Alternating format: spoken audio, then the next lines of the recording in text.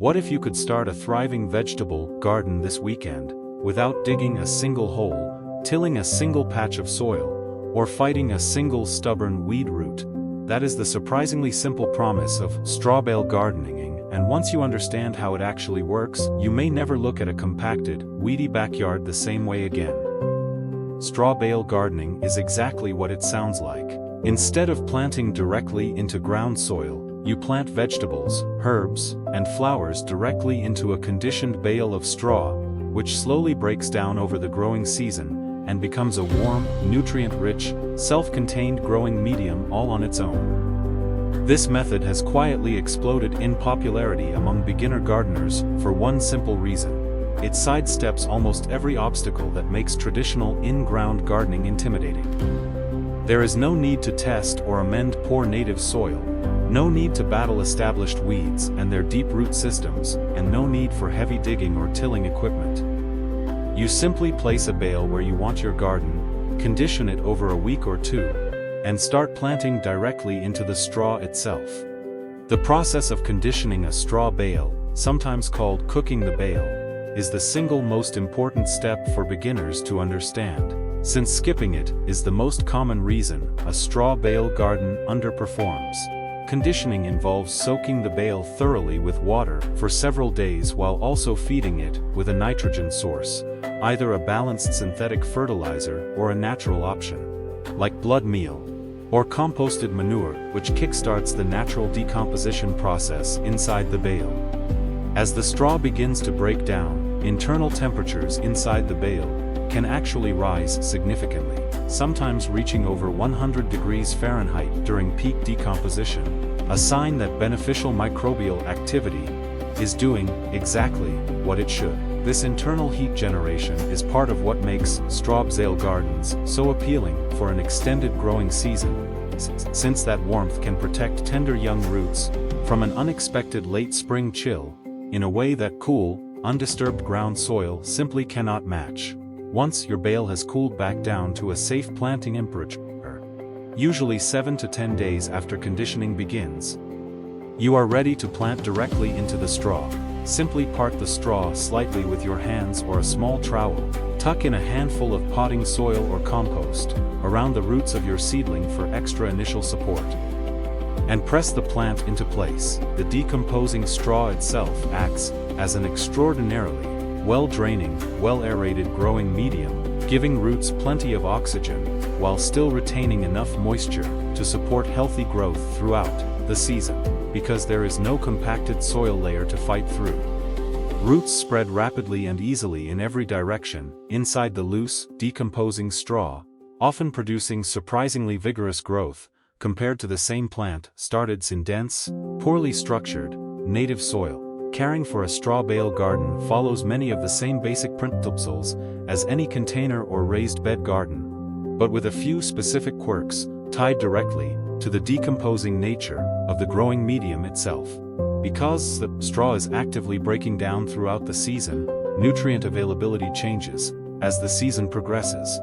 generally becoming richer as decomposition advances, which means your feeding schedule may need slight adjustments, depending on how quickly your particular bale is breaking down and how hungry your specific plants are. Bales also tend to settle and compress somewhat as decomposition continues, occasionally requiring a bit of extra support or staking for taller plants, like tomatoes or peppers, that might otherwise become unstable,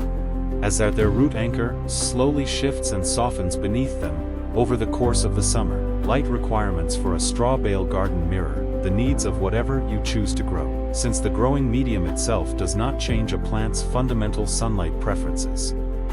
Most popular straw bale vegetables, including tomatoes, peppers, squash, cucumbers, and beans, want 6 to 8 hours of direct sunlight daily to produce a strong harvest. So position your bales in the sunniest available spot in your yard, taking full advantage of the fact that bales can be placed almost anywhere, including on patios, driveways, or gravel areas where in-ground planting would be impossible. Leafy greens and herbs can tolerate a bit more shade, making them a smart choice for bales positioned in a partially shaded section of your growing space. Temperature considerations for straw bale gardens. are genuinely unique compared to traditional beds, since the internal heat generated during decomposition creates a noticeably warmer root zone in the weeks immediately following conditioning, gradually cooling to match ambient outdoor temperatures as the bale stabilizes later in the season.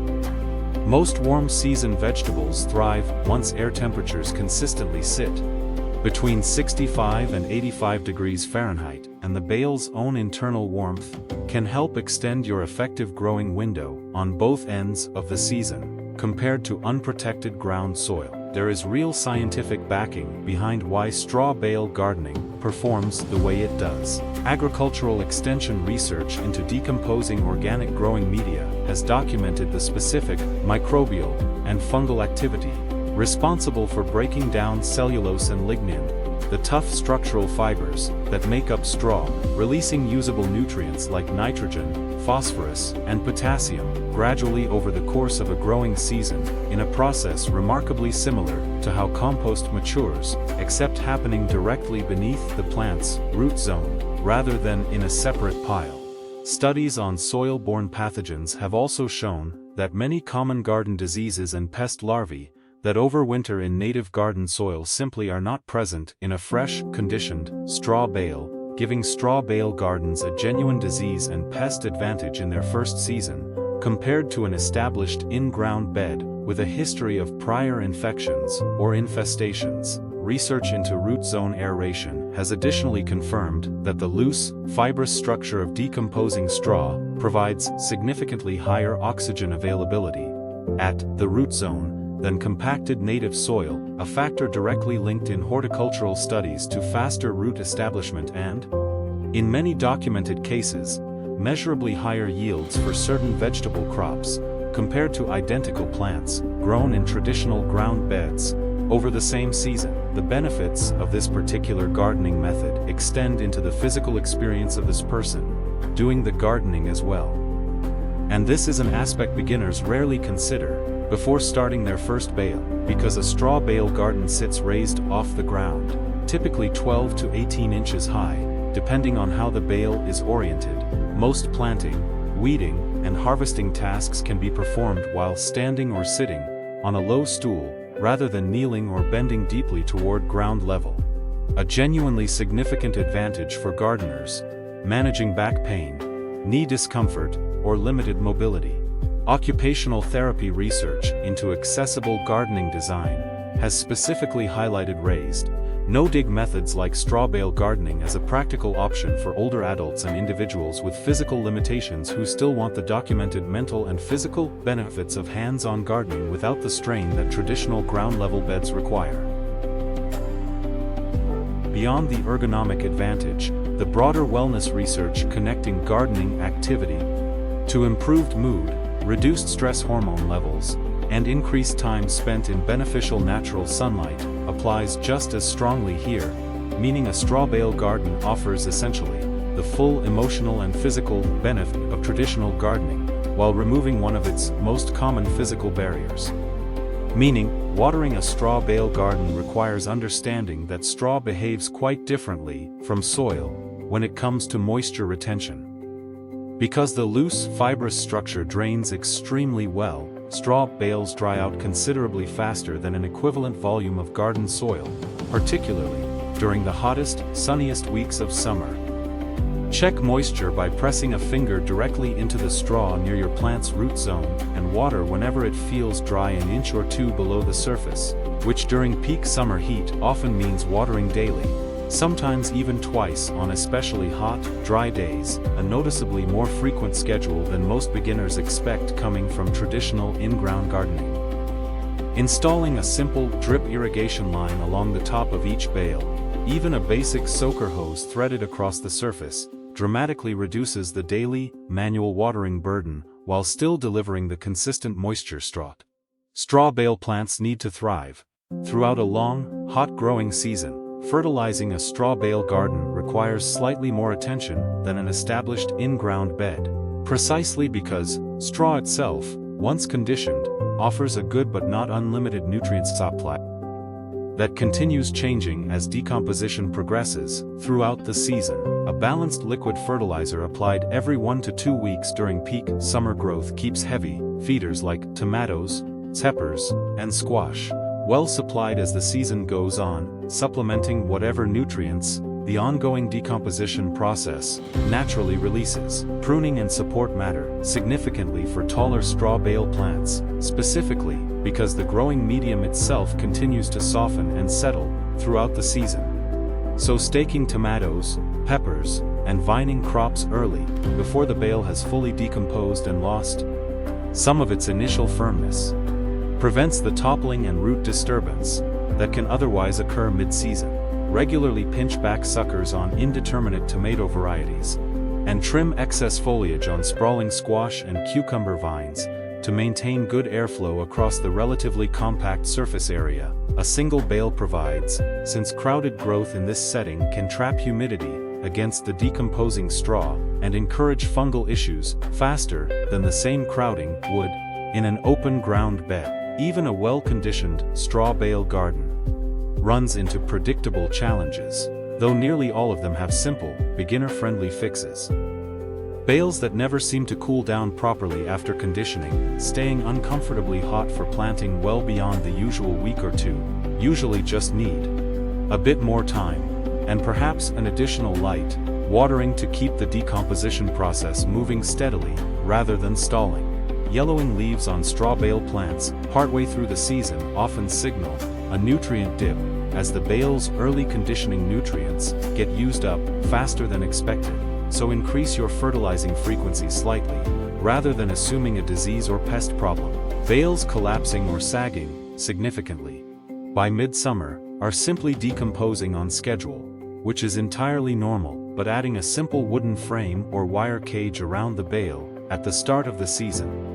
helps maintain its shape and support taller plants even as the straw beneath softens considerably, and volunteer grass or grain sprouts occasionally appearing across the surface of a bale,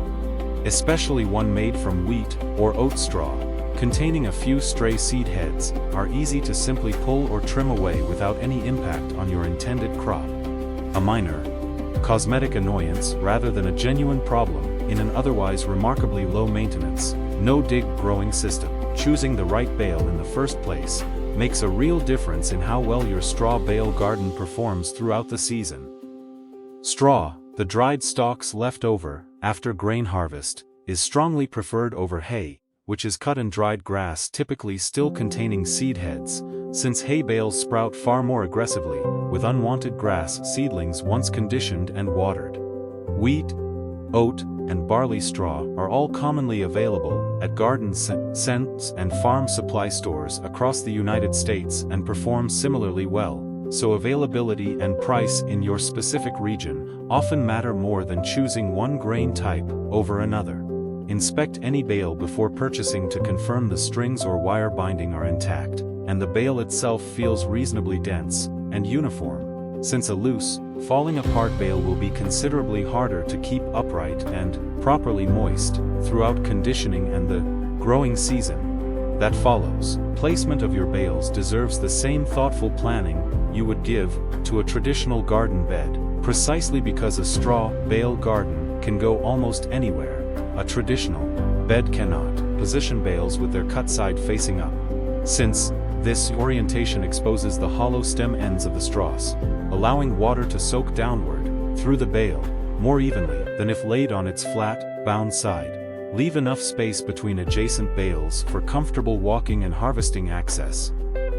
generally 18 inches to 2 feet, and consider running your row of bales in the direction that captures the most consistent sun exposure across your specific yard's layout. Because bales sit directly on whatever surface they are placed upon, a layer of cardboard or landscape fabric beneath each one helps suppress any grass or weeds attempting to grow up from below, while the bale itself is conditioning and settling into place. Additional research into straw bale gardening's broader agricultural applications reinforces just how effective this no-dig approach can be, even outside typical backyard settings. University extension trials comparing straw and traditional, in-ground yields for common vegetables like tomatoes and peppers have frequently found comparable, or, in some documented cases, superior fruit production in bales, particularly in regions with poor native soil quality, heavy clay content, or significant contamination concerns that would otherwise require extensive and costly soil remediation before traditional planting could even begin. This research specifically highlights straw bale gardening as a genuinely practical solution for gardeners dealing with challenging urban lots, construction-fill soil, or other compromised ground conditions where building a traditional garden bed from scratch would be significantly more expensive and labor-intensive than simply purchasing and conditioning a handful of straw bales. Instead, the social and psychological dimension of straw bale gardening deserves specific mention as well, since this method has become particularly popular in community and school garden settings across the country. Because bales require no site preparation, beyond placement and conditioning, community organizers and educators have mainly adopted straw bale gardening as an accessible entry point for group gardening projects, allowing participants with widely varying physical ability and gardening experience to contribute meaningfully to a shared growing space within a single afternoon, rather than the days or weeks traditional bed preparation might otherwise require. Educational research into hands-on garden-based learning has specifically noted that the visible, tangible transformation of a straw bale from a simple rectangular block into a thriving, productive plant offers a particularly satisfying and easy-to-follow growth narrative for beginner gardeners and children alike, reinforcing basic plant biology concepts in a format that feels approachable rather than overwhelming. Vegetables, gardening tips, and nature care. Don't forget to like, share, and subscribe to Nature Nurture Hub, your home for year-round garden inspiration. Let's keep growing together.